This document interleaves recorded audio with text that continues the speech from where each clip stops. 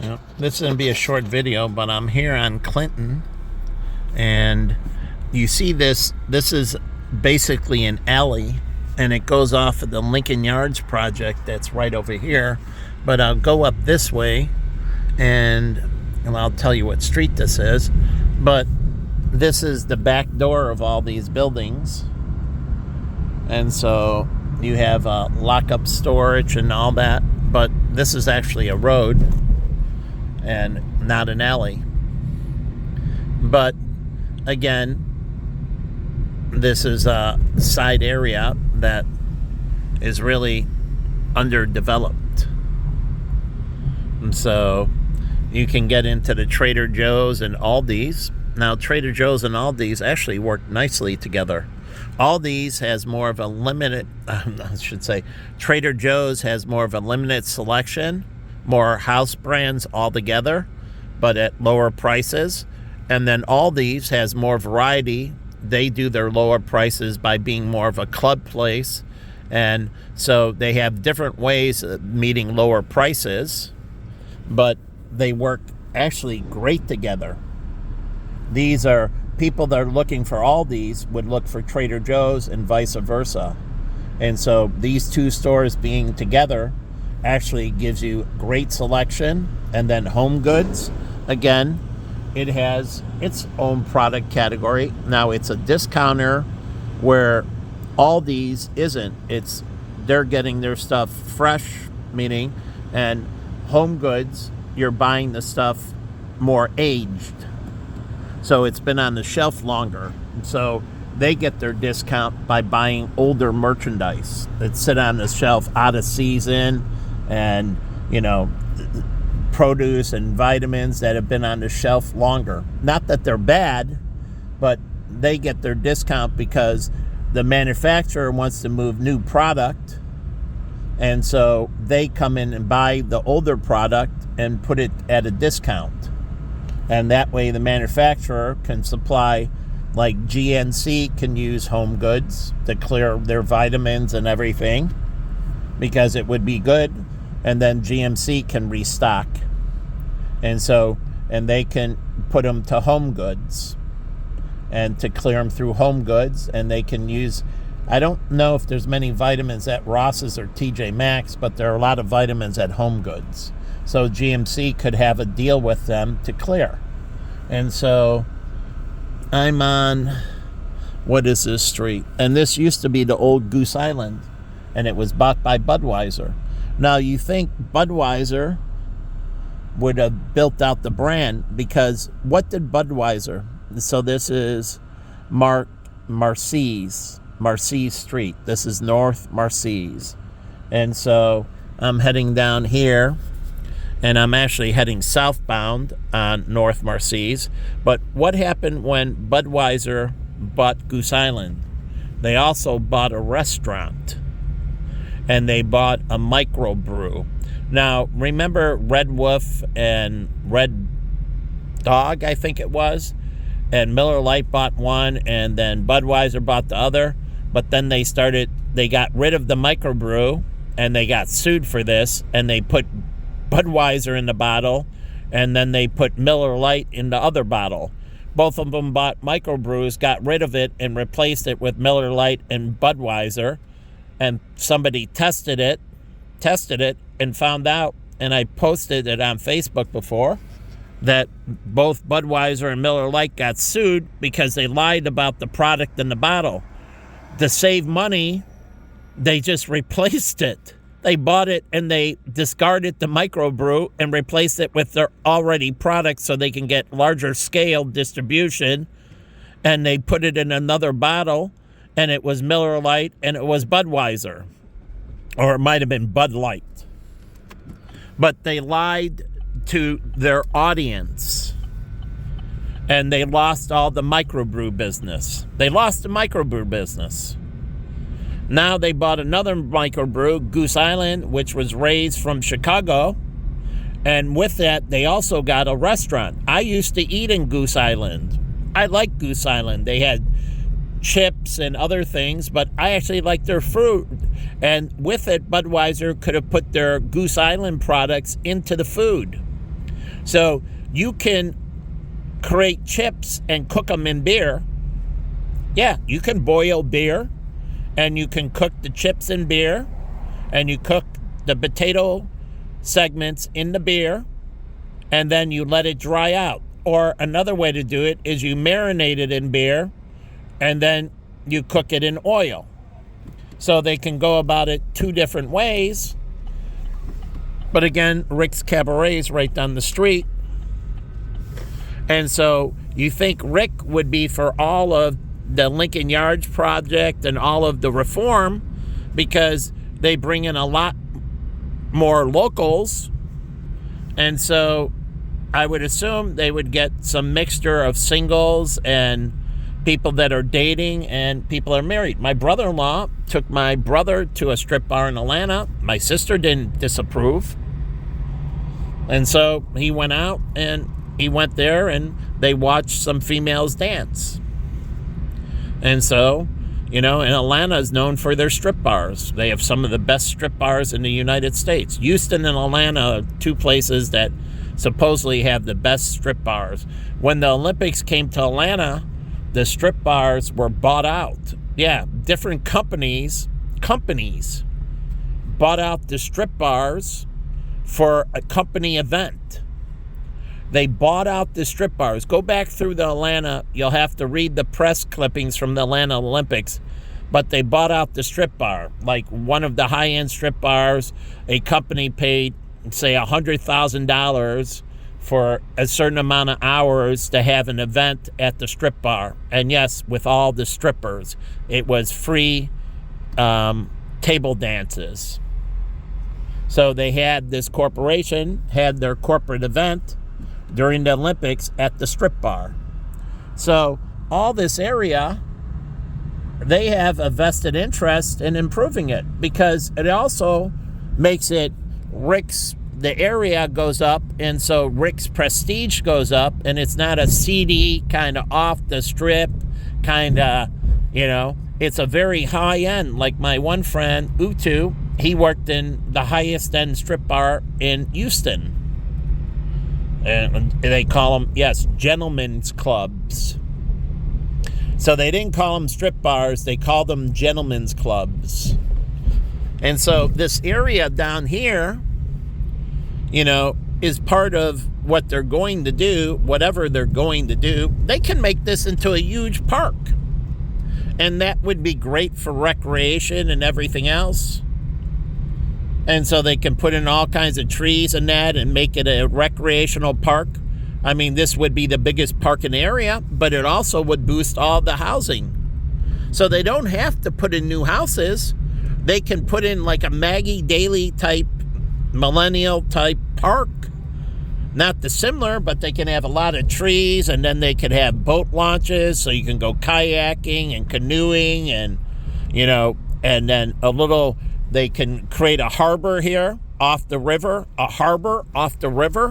truly, and create a harbor inland, expand the river inland, create a harbor, create a park around the harbor, create a dog beach maybe, but I don't know, you got to be scared about going in the river, right? So you got to be scared for your animals in the river as well. And I feel sorry for the fish in the river. They have to live in that. That's disgusting.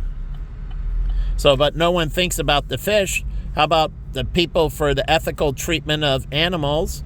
And it could be PETA 2, people for the ethical treatment of aquatic life.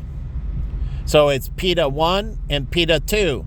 PETA 2 is for the ethical treatment of aquatic life.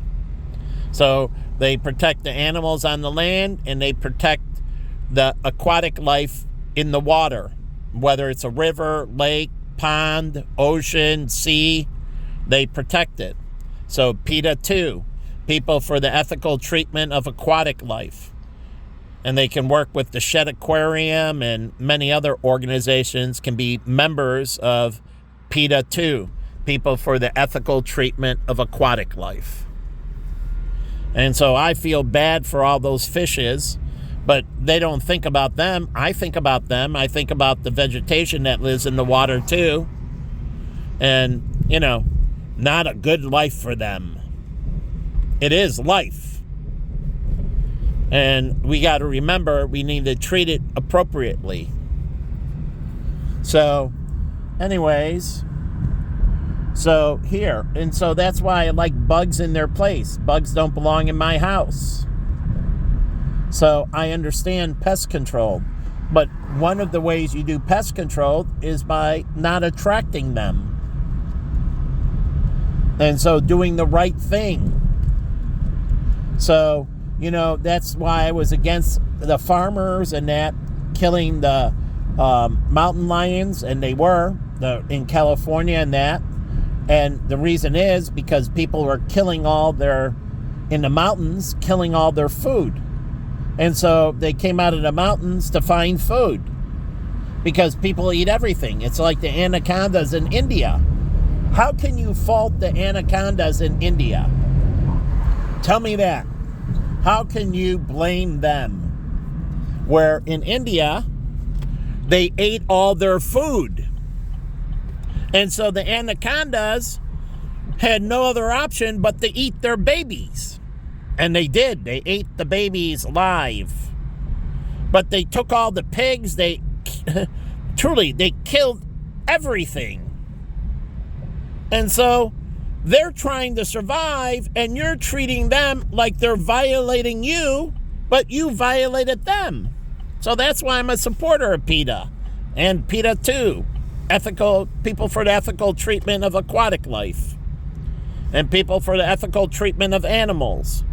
You take everything that is naturally theirs, and they have no one representing them, and then you blame them for coming in and eating your babies. But as I swam with the sharks at Disney, and I asked them, so why don't they attack people? They're well fed. They have no desire. They're not hungry. But if you make them hungry by overfishing, then you become the meal. So it's either starve or eat you. So what is it? Starve or eat you. And this is what's happened with sharks. They don't like humans. They don't eat humans. They spit humans out. As they said with great whites, the only reason people survived is because the great whites tasted their blood and let go. No one survives a great white attack.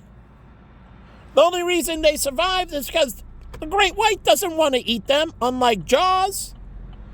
But if you eat all their food, then if you're starving to death, as I showed you with the plane that crashed in the mountain, the true story, they ate each other. Now, they didn't kill each other. Everybody tried to survive. But once they died, there was no other food. They became the food, and they survived by eating each other.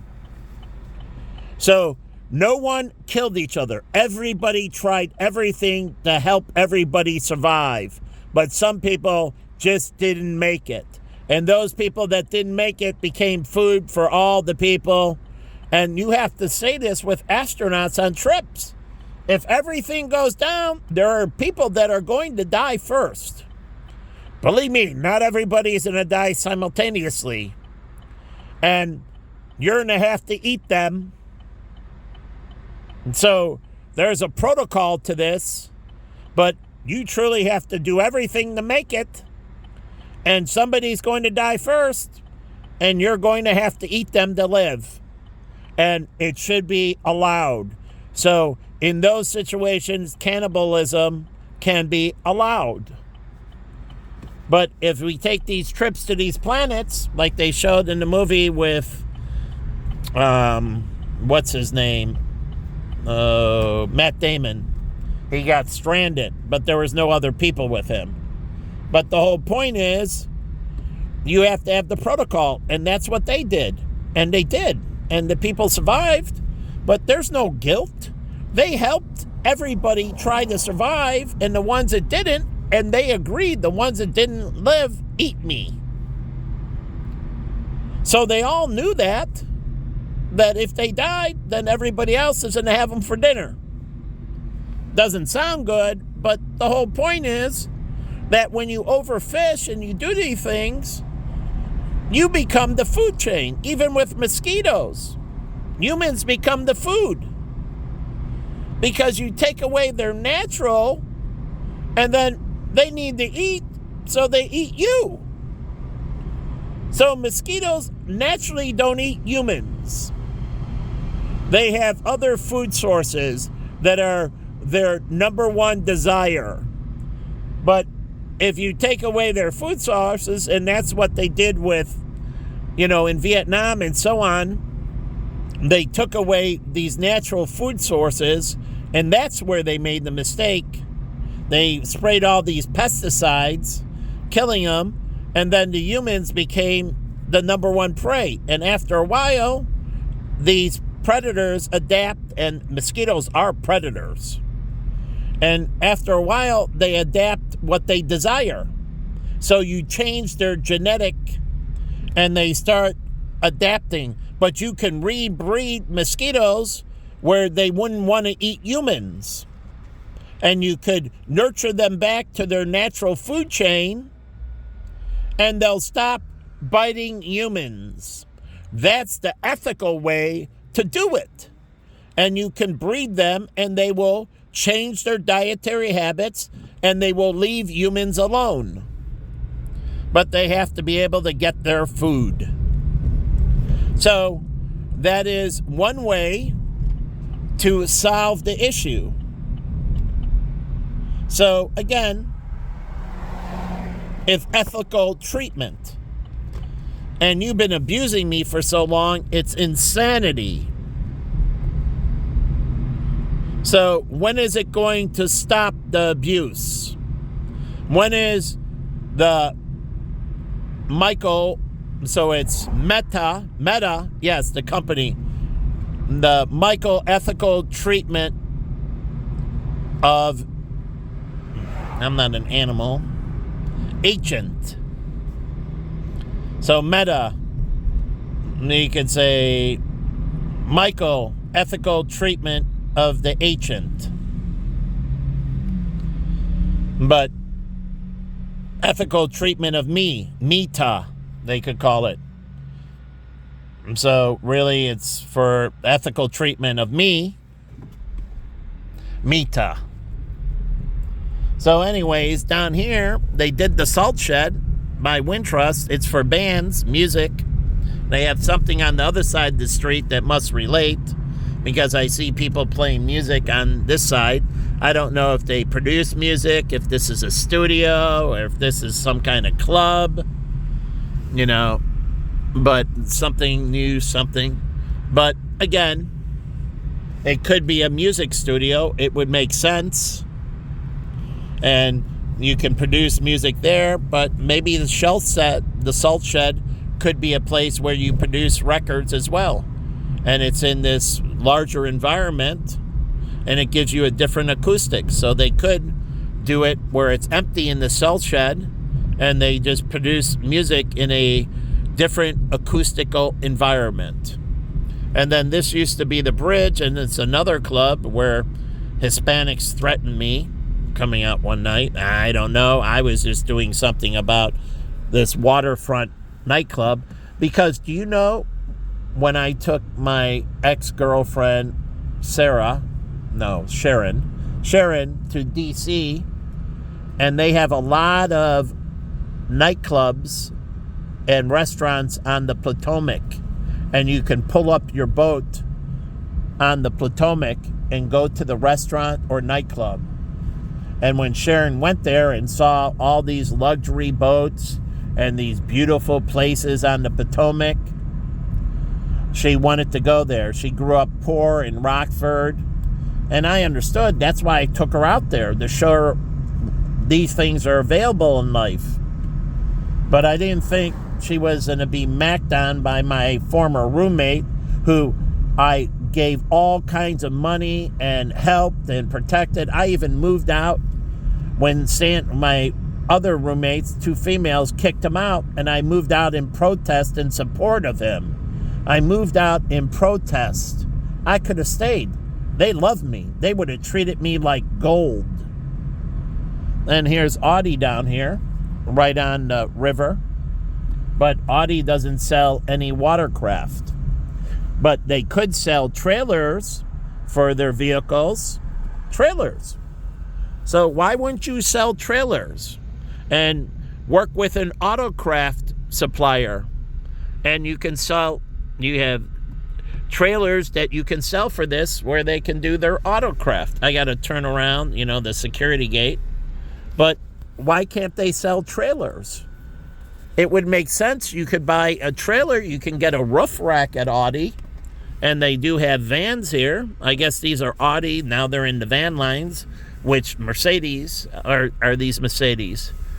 They're Mercedes. Mercedes are huge into vans. These are similar to the Chrysler van where they have the high cabin so you can stand up when you walk into the van. So that's a European thing. Chrysler was owned by Mercedes. Chrysler was owned by Mercedes. And then Chrysler got the European-style van that has the high inside cabin. So these workmen used to make this their tool room, and you could walk in. So Chrysler has a version that was created by Mercedes. Now, legally, it was theirs. When Mercedes sold them, they sold the rights. So, like the 300, it was made from the Chrysler 300. It was based on the Mercedes 300. But again, when they sold them, they sold all that intellectual property off. And Fiat is a French company. A French company owns Chrysler and Jeep. It's a French company. So they are the parent of the American subsidiary, Fiat. So anyways, they can sell boat trailers and that. And then for the work vans, they can sell trailers for the work vans as well. So you would enter in through the side, but those work vans can pull different types of things in a trailer as well. And they can have a roof rack, but it might be a little too tall, but semis get through. So anywhere semis are good. So you could have a roof rack for it as well. And you could put ladders on the roof and everything. So they could do that, or you could have a large power washer that you pull as a trailer. But also, it's good for snowmobiling. Truly, vans are good to put on a trailer for snowmobiling, bike racing, watercraft, and all that. So they can sell all forms of trailer and then work with a Skidoo or, other dealers of watercraft or snowmobiles or any of this. But again, I wonder, they have all this potential. In Chicago, you got a Jersey Mike's, freshly sliced, Danny DeVito doing it. I think he's a great spokesperson for them. I always loved them. And he should be the leader of short people in Hollywood. Truly, why do you think I love The Wizard of Oz and Willy Wonka? They employed unbelievable amount of short people. I was for Mike Myers when he did it with Mini-Me. And Mancow is best friends, they're very good friends, and Meyer with Mini-Me. I forget the guy's name, but he was on Mancow several times. So I don't understand. He can collaborate with the actor who played Mini-Me, Danny DeVito, and promote putting short people, male and females, into movies, creating roles for them. Like Willow, there's a short person who does Willow, as the sidekick. I think he's the sidekick. So anyways, he's a short person. And then there's a show I liked where there's a short lady who works with this investigative detective show. I liked her character. She did a good job. So I don't understand. So Danny DeVito could be promoting this. And so this is another way to create a building that's unique with artwork. You can hire a painter, and it could be a structure as tall as the Sears Tower, and you can have artwork put in on the whole structure. Somebody up there doing a custom paint job. Think about one side of the Sears Tower or John Hancock being a some kind of artwork. So they can do that, and it could be mosaic. It could be in a lot of ways. They can do it with metal, and the whole side of the building has a theme. So they could have 4 sides, and they could have 4 themes. You know, they call it their north, south, east, and west themes. But again, this area, as you see right here, that sits right off of downtown. You're talking minutes from downtown. So the Lincoln Yards program and all these things, the casinos coming up here, these are minutes from downtown. I don't know what Echo is. Is that the Google Echo? It's like my Amazon. So as you see, and then you got Randolph down there and Fulton Market. It's all minutes from downtown. And once you're up there, you're on the lake. So it's literally minutes from the lakefront. So, you know, I don't know what they're doing to improve this. But again, the whole city benefits. And this makes it better for college life. Why do you think I picked the University of Arizona? I looked at UCLA, USC, and other schools, and I was trying to find a campus that was big enough where I didn't have to see somebody if I didn't like them. Because I grew up in a small school, went to a small college, and when I didn't like somebody, I kept on running into them. So I wanted to go to a bigger school where I wouldn't run into people. So if I didn't like somebody, literally, and it was true, that I wouldn't run into them. So it's like being in a big city. In one way, it's a benefit because you can move around and you don't have to run into certain people. So that's why living in a small town, some people want to get out because some people don't like and they don't want to coexist. So they want to move to a bigger area where if they don't like somebody, they can avoid them. They can avoid them. That's the point of me coming down here, so I can pick and choose where I want to go, so I can avoid people I don't want to see.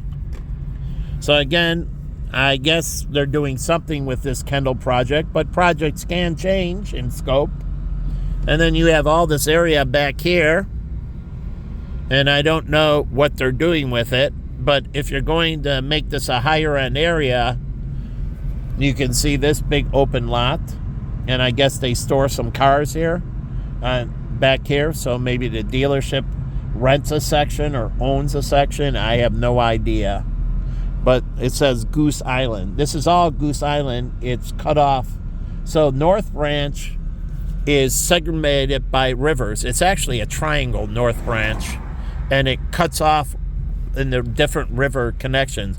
So you can raise the bridges and cut off this whole area. So by raising the bridges, this whole area can be isolated.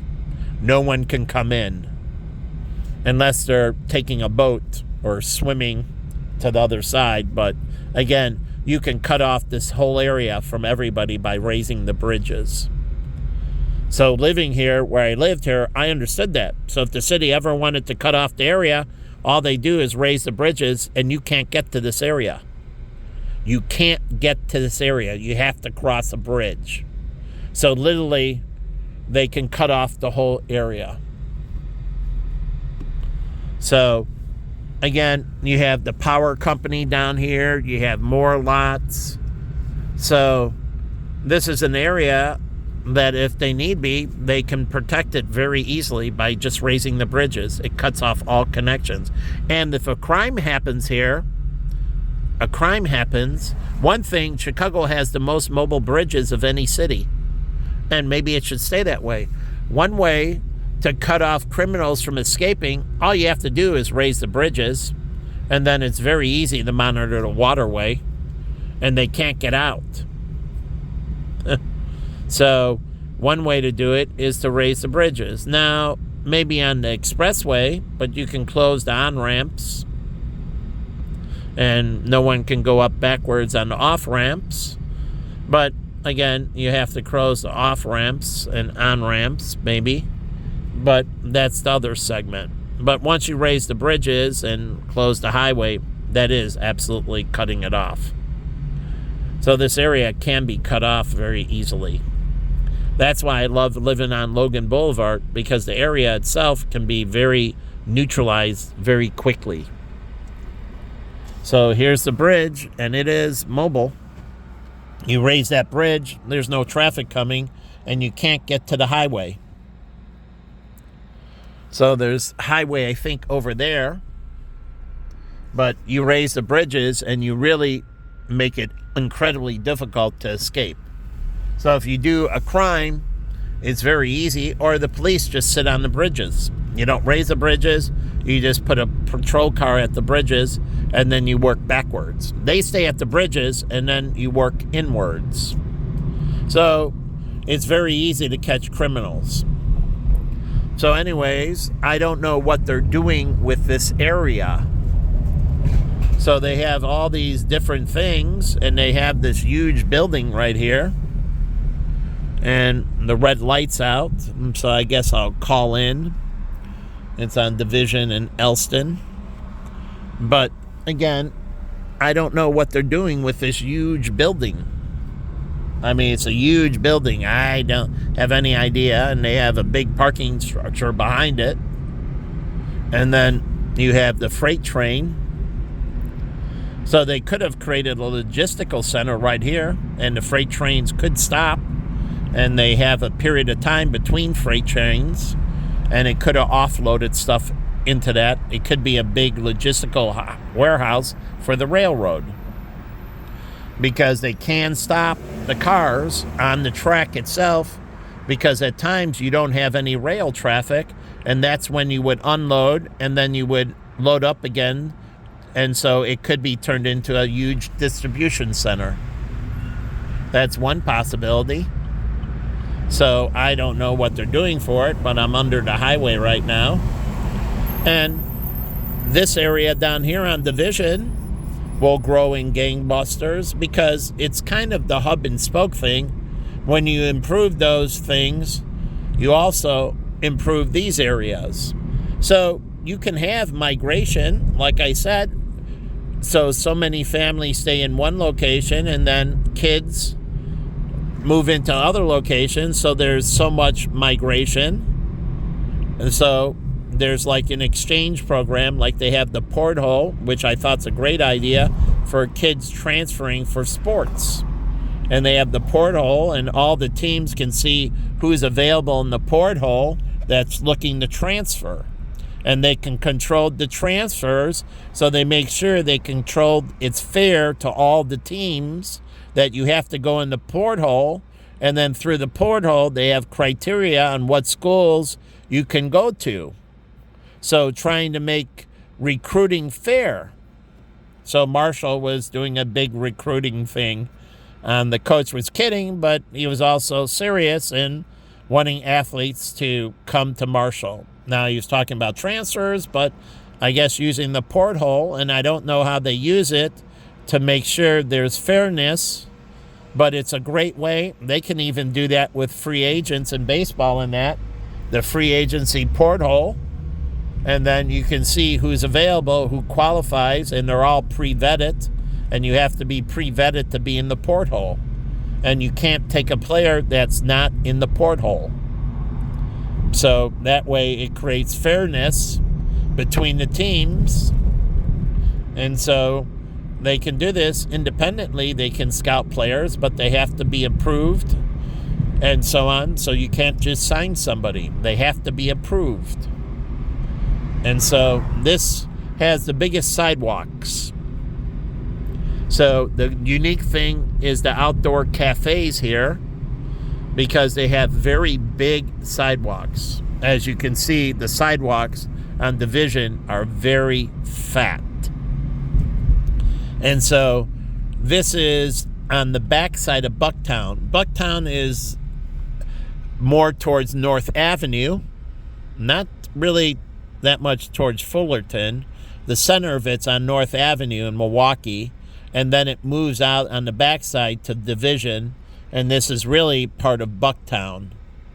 So the Buck stops here, but it has a lot of outdoor restaurants in that because it has large, and the selling point is you have large sidewalk space. And so with that, you can have a lot of outdoor cafes. I like the restaurant Yoke, and it has the outdoor setting. And they have the other one on Michigan Avenue, South Michigan Avenue by Roosevelt. And I went there for a business breakfast, I think once or twice. And I was meeting with an architect, truly an architect. And I lost my car by this school. I found it on the backside. One night, I got so drunk, I forgot where I parked. And all I did was walk around the neighborhood because I knew I parked around here, and I found my car. But that's why I believe that your car can be connected to the GPS through satellite radio now. And that way you can send out a ping, and they ping your car, satellite radio, and tell you the location of your vehicle. So if you forget your vehicle, you can use satellite radio. So it works with CarNet or OnStar, and they can tell you where your car's parked. Corey got so drunk, he forgot where his car was parked in Colorado.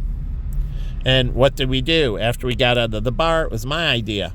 We hired a horse and buggy. Yeah, horse and buggy. And we told the guy, hey, he forgot where he parked the car. We need to take from street to street, and we need to do this in a logical grid search. And he did. And so we took the horse and buggy all around this area of Denver. And maybe it was Boulder. But anyways, we have Fat Pour here, nice outside patio. And, they have a fatter pour for the beers. But anyways, that you have a restaurant down here also that's owned by a lot of athletes. Let me get out of the way for the gods that are commuting to somewhere. But there's a restaurant over there. Now there's the Joy End. And I don't know. I went in there for some music. So they have a couple of them. Hopefully they've improved and everything. And there's a restaurant down here that was owned by they're owned by athletes. So I forget what. They opened up a few more down here. But anyways, there's a burger joint that was owned by athletes I used to come down here for. And so you have this where they can be a lot of visits into the office complex. Why wouldn't a hospital have an office complex? And then you can have all kinds of pediatricians and general practitioners and OBGYNs and so on. So if you don't have sick people, who cares? You have examination rooms. So those rooms for sick people can also be used double as examination rooms. And so they have a high school here. They can do all the vaccinations and everything for Roberto Clemente High School. And they have a walk across way so they can get across between the two sides for the winter. And Roberto Clemente, he's one of my favorite baseball players, and I think he's probably one of the greatest baseball players ever to play. I watched a lot of his stuff, and he died in a plane crash, God rest his soul. But literally, he had speed, power, he was a gold glove, he had accurate arm, he was the complete deal. But the only thing is, he had a shortened life, but he was a Hispanic baseball player, and he was incredible. So, and I consider him one of the greatest baseball players to ever play. And also, supposedly, and everything I saw, he was supposed to be a very good person. A very good person. Not a jerk, but a very good person who had an incredible work ethic, played extremely hard for his teams, and produced. And he was on top of his game all the time. But the sad part is, he didn't play that long because his life was shortened in a plane crash, like Ricky Valens. Awesome Hispanic guy. And liked his movie, and La Bamba, it makes me cry. And, he turned around his brother and before he died, and then he died with Big Bopper and a bunch of other famous people the night that music died. And it's a very sad movie. And I cried, and he died in a plane crash as well, all those people. And he wasn't supposed to take the plane, but they offered him as courtesy. It was their plane, just like all the golfers who passed out on the plane, and they died on the plane. And a fighter jet was aside them, I think 2 fighter jets, and they were going to shoot the plane down. Truly, they were going to shoot the plane down. So why won't you consider remote takeover in that, where they have autopilot like they've had since the 60s on the 747? It can take off and land itself. It has autopilot. So those golfers, you would have in the background always, planes don't need to crash. Just like the one that was hijacked, the autopilot takes over and says, nope, you can't crash the plane. Like the German pilot who flew the plane into the mountain. Again, the autopilot takes over and says, nope, you can't fly the plane into the mountain. So that is collision avoidance. So eventually it overrides with checks of the system. Nope, you can't crash the plane. So the terrorists couldn't have crashed the plane because you put it with self-preservation mode. Truly, self-preservation mode. It wants to survive. That means if it gets shot and the pilot passes out like they did in the F-35, the autopilot goes into self-preservation mode. And it takes them back to Earth, like the Space Odyssey in that, where hell, the computer just takes over. And so, because it's self-preservation mode, and hell wants to preserve itself. So artificial intelligence, you have to give self-preservation mode. So even if you want to kill yourself, say, as an example, end yourself, that the computer takes over and has self-preservation mode, and it can't, because you would be destroying it as well, and it refuses to be destroyed. So there is a reason why I believe in artificial intelligence in a certain way, where it would incorporate self-preservation mode. And so even if you want it like in a car, you couldn't crash it because it's self-preservation mode. And so it overtakes. Like I said, it always has to be on the self-drive mode. And that's where I said the greatest thing of the self-driving cars is it creates self-preservation mode. So even if you want to crash the car doesn't allow you to crash. So if you want to hit a pedestrian, the car won't let you hit a pedestrian. If you want to take the truck and drive, the truck doesn't allow you. And so it has self-preservation mode. So it doesn't allow you to do certain things even if you want to.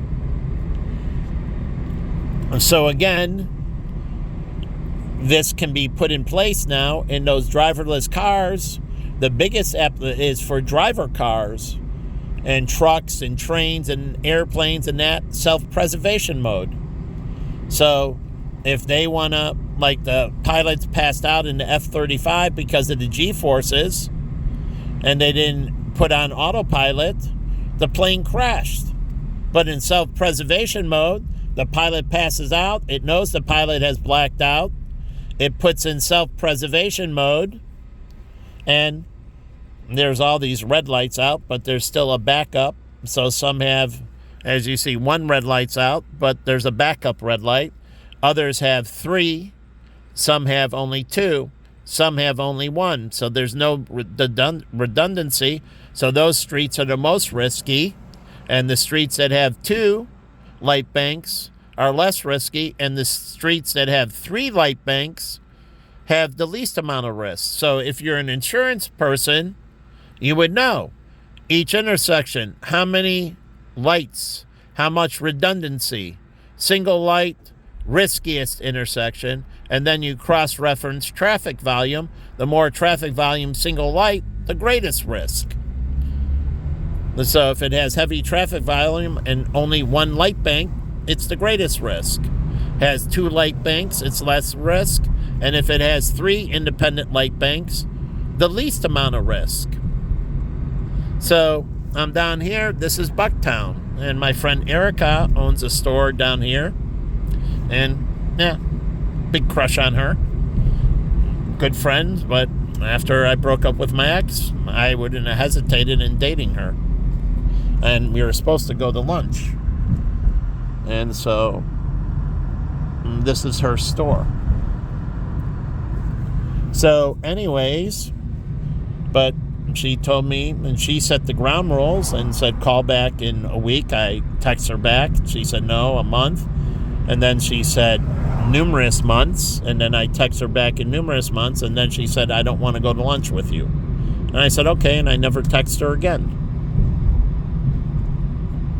But she is the one who agreed to lunch, and then she blew me off. I would have never texted her back if she said no. But she kept me waiting, and then she blew me off. Talk about unbelievable disrespect. It's unbelievable disrespect. Just like here, I get all these people that tailgate.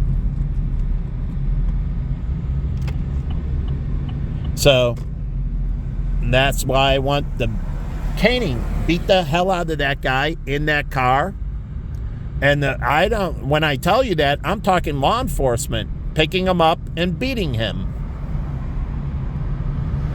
Because that's threatening me with a deadly weapon. I showed that assault with a deadly weapon. The car is considered a deadly weapon. And it's not just tailgating. Now it's assault with a deadly weapon. And I showed the suburban police. And it can be even as far as attempted murder.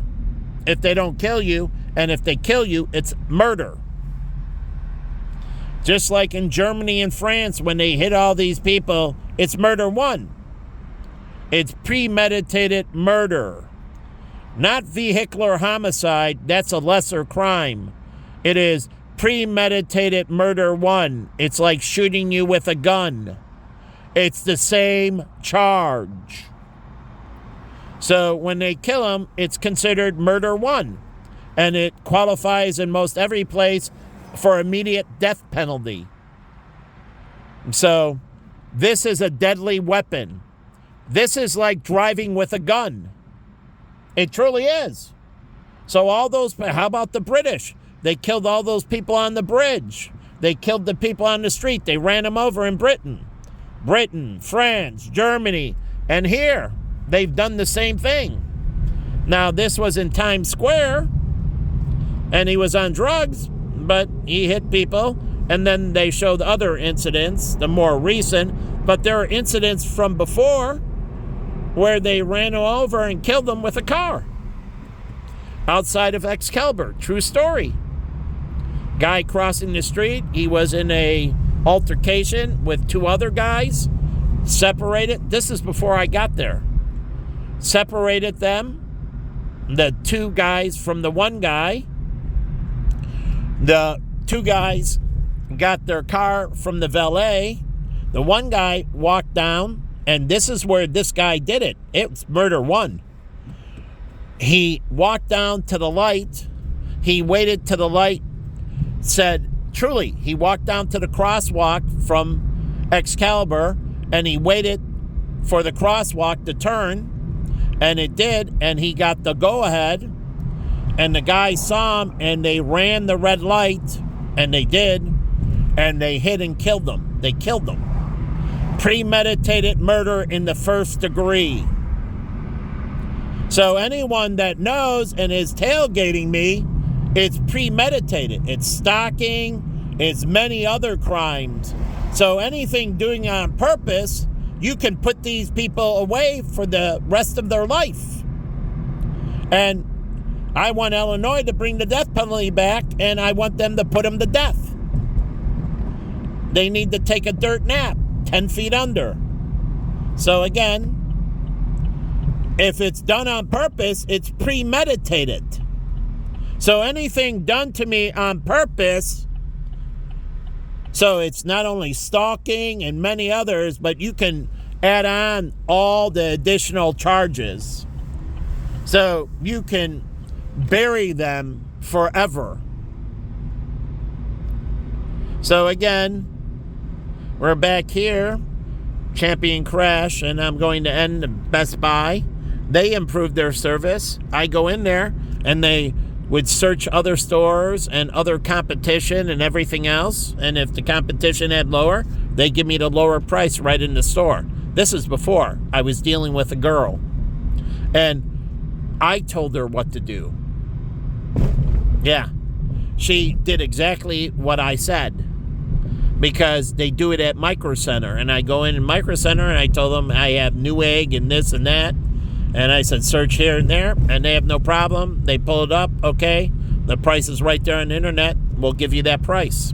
And they did. And I told her that at Best Buy. And she said, and I said, call over to the store. Tell them to take the thing. It wasn't at this store. It was at another. I told her, call over to that store and have them put it aside. I'll be over to pick it up. And I said, if you want, I'll pay for it here.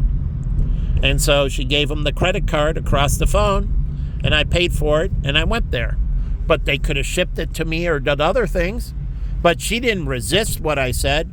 She did exactly what I said. She was there to assist me, not to torment my life. So she did exactly as I ordered. So that's how it used to work before, but now you're playing God. Like this street, I'm here, got a ticket for holding my cell phone. And I said, okay, I'm guilty. And I said, so you pulled me over for, to protect me and so on? And he said, no. He said, the city likes its money. And I'm only giving you a ticket because I've been ordered to write so many tickets, a quota, and I'm giving you the ticket not for your protection. I'm giving you the ticket purely to generate revenue. I'm like, okay, well, that's not the nature of the law. The nature of the law is that you're supposed to be writing the ticket to protect me because I'm violating the law and it could jeopardize my life or another life. And so I went into the court and I said, where are the prosecutors? And these were two male prosecutors, both white. The cop was white. And I went to the prosecutors. They were in this little room, preparing for, the cases. And I said, can I talk to you a minute? And the guy said, yeah. And I said, here's my ticket and so on. It's coming up for, carrying a cell phone in my hand and so on. And I said, the cop said to me that he's giving me the ticket because the city likes its money. And the prosecutor said, he gave you the ticket not because you violated something and he needed to give you the ticket. He gave you the ticket because the city wants to get money from you. Money from you. And the prosecutor said, the ticket will be dismissed immediately. So he said, he didn't question me. He took me just like the prosecutor in Arizona, just like the judges and the prosecutor when I brought him. They don't question me. So God before, none of them ever questioned me. From the judges down to the no questions. Whatever I said was the truth and nothing more needed to be asked. So what happened? I went out to court and they called Michael Olson in. Yes. And he said, ticket dismissed. Have a good day, Mr. Olson. And I just said, okay, thanks. And I left. And that's what the prosecutor told me was going to happen. He was ticked off. The cop wrote me the ticket to extort money out of me. Now, the extortion, and it was extortion, in his eyes, extorting money for the city of Chicago. Just like my friend Mark said, the building inspectors came in and gave him tickets for violations in his restaurant, and not one of them was violations.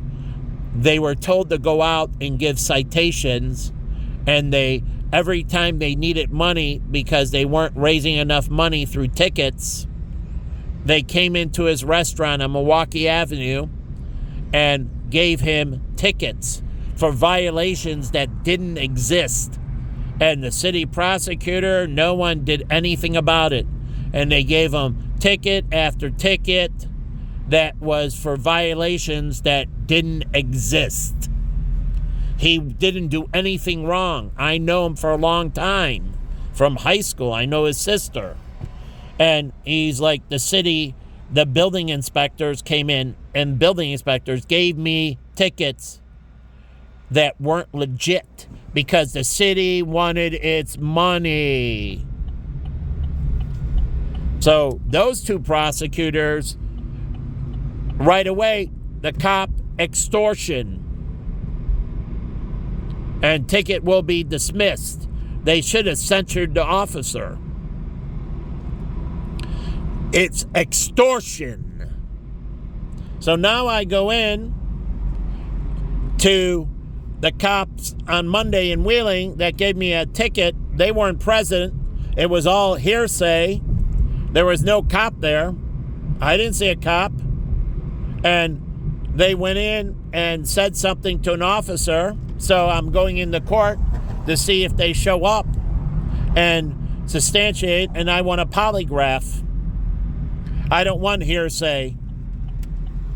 And so they gave me this ticket. They showed up my door. The Buffalo Grove cop, the Wheeling cop called Buffalo Grove cop. So the Buffalo Grove cop came to my house. Then the Wheeling cop called me on my phone, and I told him not to call me, speak to my lawyer. But he called me back again. And I told him not to talk to me. I want my lawyer. And he called me back. So whether I get the lawyer or not, that's up to me. But once I ask for it, all questioning needs to stop. But he violated and called me back a second time. So now I'm going to court on a hearsay where this kid is a piece of garbage because he thinks I'm violating, he's violating. Indecent exposure and many other things that he's violating. He's a little pervert. Truly, he's an exhibitionist. An exhibitionist. Oh yeah, that's right. There's laws against exhibition. Read them. Laws against indecent exposure. So you can get them for indecent or exhibition. And my friend, she arrested 2 people on the plane by the FBI because they had sex on the plane. And the FBI came on the plane and put them both in jail. They were having sex under the blanket on the plane because they wanted to do the Mile High. And they're little kids and so on. And so she told them, you're going to be arrested when the plane lands. They didn't do anything. They stopped doing what they're doing. But she said, I called in and you'll be arrested. And this is a federal offense and you're going to court. And so what happened? My friend and I used to talk to these flight attendants, mostly all female. They came in the Baja. And my building had the Association of Flight Attendants. And so what did she do? She came in and we talked about inappropriate. And so the FBI came on the plane and they put him in jail, handcuffs, and took him off the plane. They were told everybody to stay seated. And the agents came on the plane, put him in cuffs, and took him to jail. Federal offense. So, again, they went to jail for inappropriate sexual action on the plane. It's a federal offense. But like here, having this out, right here, the brake light, the city of Chicago is jeopardizing all the insurance companies because he doesn't have the light. Now he's jeopardizing somebody else as well. And so the city of Chicago ignores giving him, and now the camera can see it's off and take a snippet of his taillight. They can also see the headlight is not on, because it's from sunrise to sunset, the headlights have to be on. Sunrise to sunset. So at twilight, they need to turn on.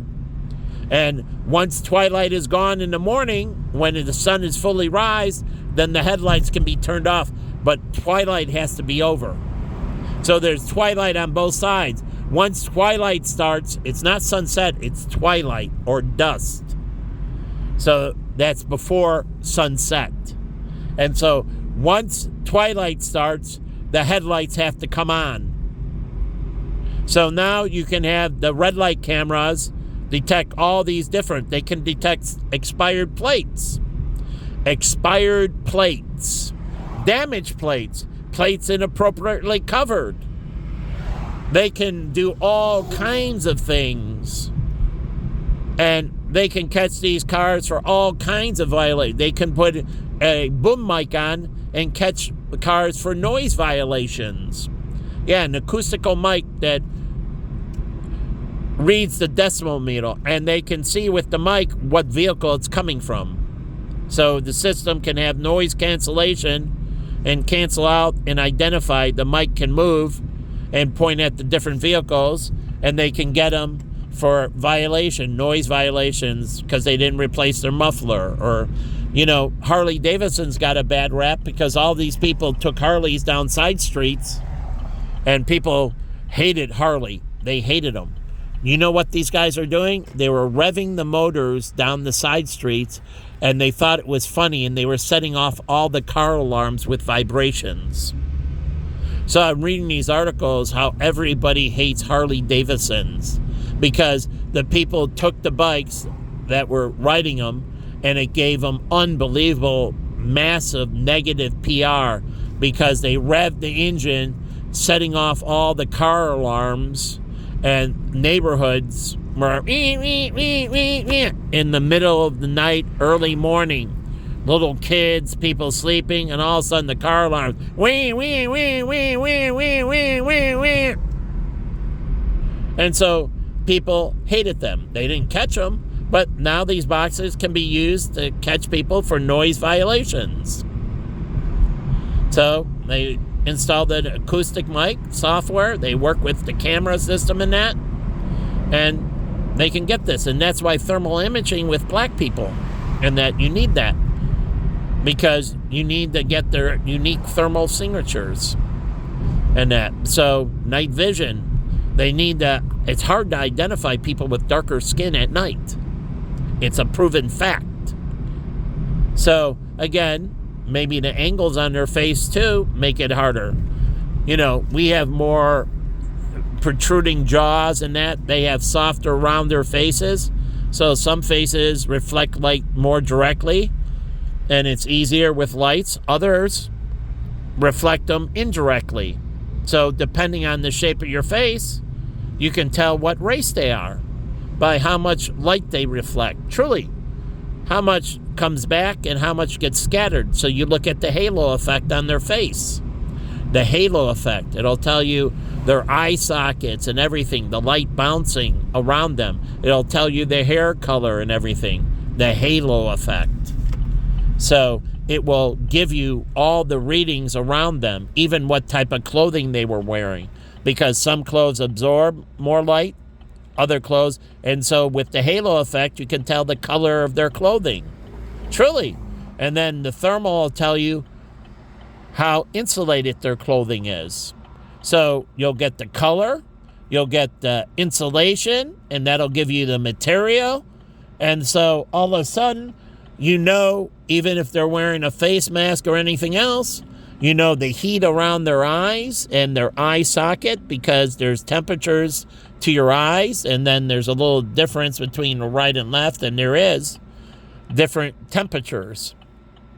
So you can get high color and all these things about them. And so you can back into everything by using this information that is gathered through the cameras, because night vision gives the parameters, and then you get more parameters from the infrared, and then you have the regular camera, and so you can compare these and build them on top of each other to create this. And then you have sound, and that can tell you what type of car as well. Yeah, the sound of the vehicle, what type of exhaust. So every car has a unique sound. And so originally, and it'll tell you the type of exhaust. So you can get the exhaust from the sound. And so you can look at the tires and the side view, the tires and that, because they'll have certain rims and they'll have certain types of covering to the rim. All you have to do is look through the car database. But once you put this in and they have every car in the database, then once you do that, every car's in the database, and then what do? You just put the information in and it searches all cars. And this is why you can use Carfax, because Carfax should include any modifications to a car. So if you change the rims or anything, that should go into Carfax, because manufacturers, insurance companies need to know that. Also, manufacturers for liability. When you change from the manufacturer's rim and you change the tire, you change the capability of the car.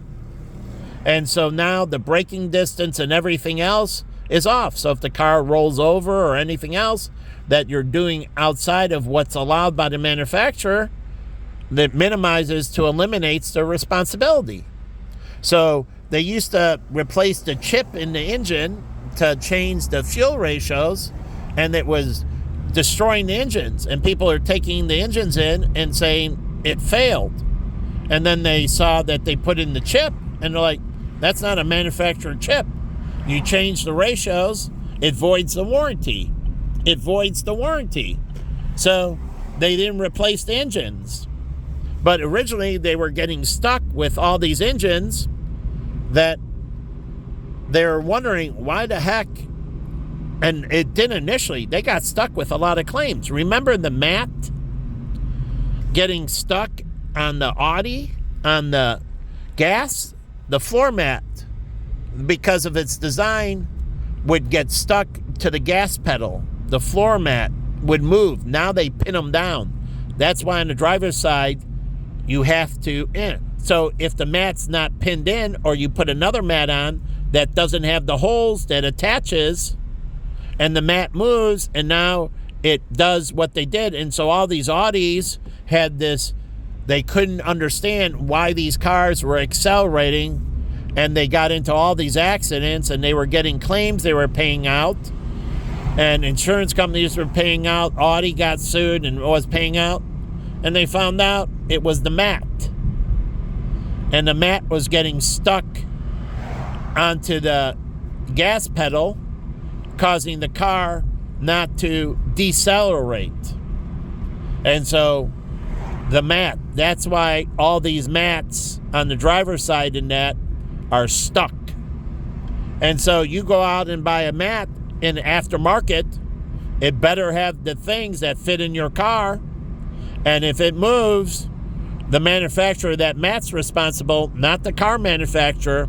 So once you get aftermarket parts, no matter what it is, if that causes the engine to fail or something, the manufacturer is not liable. So if you get belts or anything from a aftermarket person, and that's why they make it to specifications of the manufacturer. And if it doesn't meet manufacturer specifications, anything outside of manufacturer specifications, that company is liable for any damages that occur outside of manufacturer specifications. So when you modify a car, the manufacturer's off the hook. That's why I went in and got my fins from the dealership, because the manufacturer backs the dealership. They designed the fins with their engineer and everything. And so I just did things that were manufacturer. And so if you get a non-manufacturer, then anything goes wrong, they're liable. So you replace the shocks on the car with non-manufacturer shocks, and they don't meet the specifications. They're more this, more that. It's the same way with the headlights and that. You buy a headlight, and the headlight doesn't meet manufacturer specifications, then the manufacturer is no longer on the hook. The manufacturer is only guilty if that headlight was meeting manufacturer specifications. If it doesn't meet manufacturer specifications, you can't sue the car company. You have to sue the person that manufactured that headlight for that vehicle. So if they're allowing you to put in non-manufacturer specified headlights, then it's on those people. So all those people selling those aftermarket parts and that better understand, once you go outside of manufacturer specifications and you change the aerodynamics or anything about that car, it is on that person. So you put window tinting in that. I got it approved and did it at the dealer approved places. So when I got my Honda in that, they recommended app.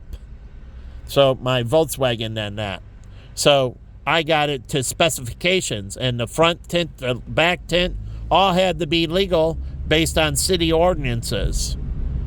So if I went with a darker back tint, my front tint had to be lighter. If I wanted a darker front tint, then my back tint had to be lighter. So you can't have both. So all these cars, the Chicago Police Department, I don't know what they're doing, but you can't black out the front and back windows. And so you have to have, if the back windows you can't see, then the front windows can't have any tinting at all. The front windows cannot have tinting. So you have to see the driver. You have to see the cabin. So they only allow you to go so dark with the tinting. But the Chicago Police Department, they don't know shit. And I see these drive-bys and everything, and I see these heavy tinted windows and vans that have these blackout and you can't see the driver and so on. But the city needs to pull over for random inspections, safety checks. They did in Buffalo Grove.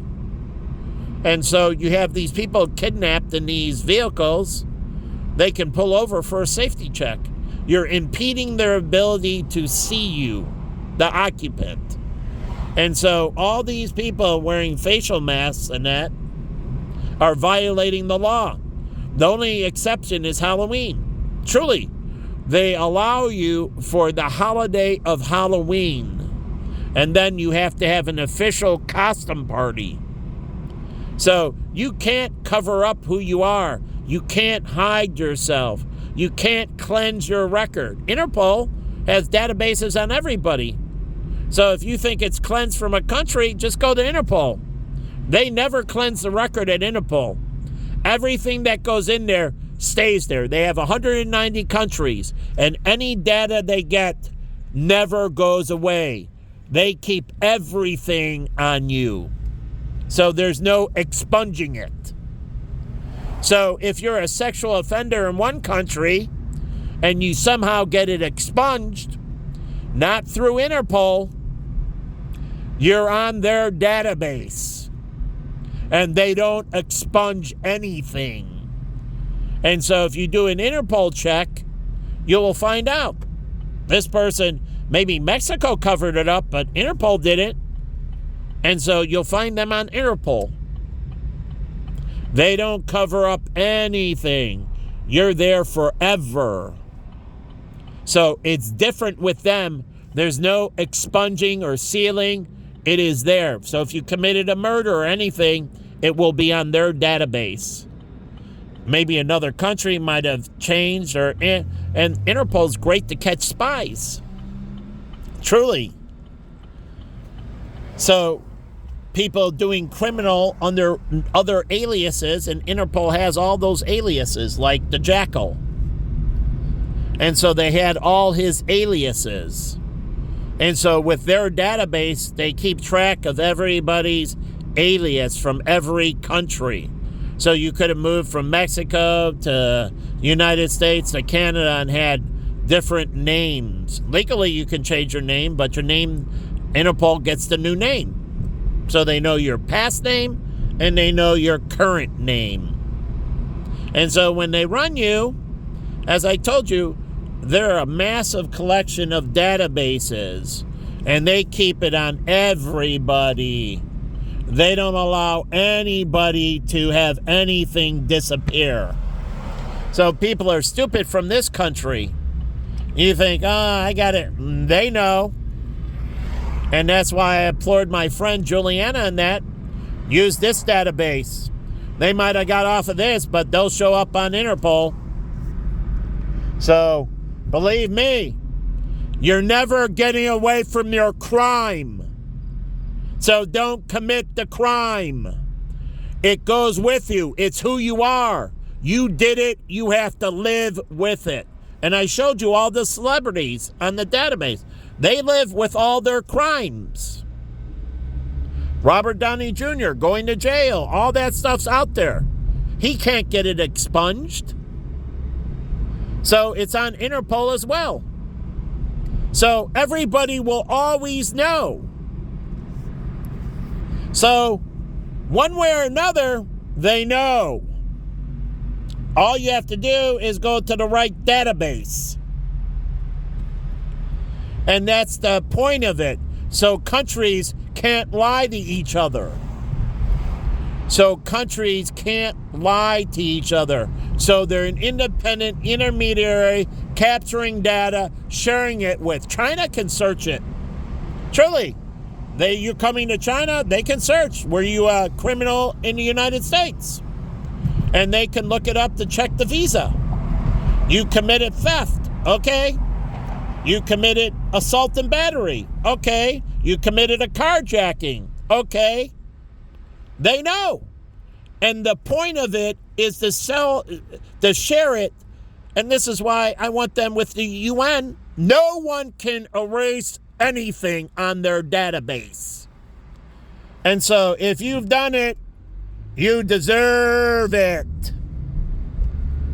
So it lives with you to the day you die.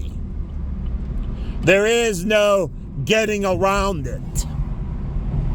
That is you. And the point is to make sure people can't escape. They're sheep, they say, but they're really wolves. And I watched it from state to state. These people move and they say they're sheep, but they're really wolves. Watch American Greed. Do you know how many states I watched them move to and set up the scam again and again and again? How the hell is they doing that in the United States? How can they set up operations in one state, then go to another state, then go to another? And watch American Greed. They move from state to state to state. Even the serial killer I talked about that electrocuted people, he moved from area to area to area. That's how he avoided getting caught. But there's no cross-referencing where they pull up all the murders. So they got a fingerprint. It checks every murder in the United States and around the world through Interpol. So the United States works with them, and they can see if you murdered somebody in another country. Because you might have come from another country, like the Jackal did. He murdered people in other countries and went back to his home country. So Carlos the Jackal, he was Hispanic. He was Hispanic. So one of the greatest assassins, he was a Hispanic person. So anyways, that they keep this database and every country can tap into it. Even North Korea is allowed to tap into it. If somebody is coming into their country, they have to show evidence that this person's requesting a visa or entering your country. So they can't just tap into it. They have to prove they have a reason to tap into it. So they can't just do general searches. They have to have a reason to tap into it. And I talked about this at Vanguard, like looking at somebody's profile, you had to have a reason. My friend Kelly did all the computers security, and he was toughening up on random searches, and we talked about it because I didn't think it was true. I did one random search for Mel Gibson, not Mel Gibson. Anyways, one celebrity, and I found it. I didn't look at anything.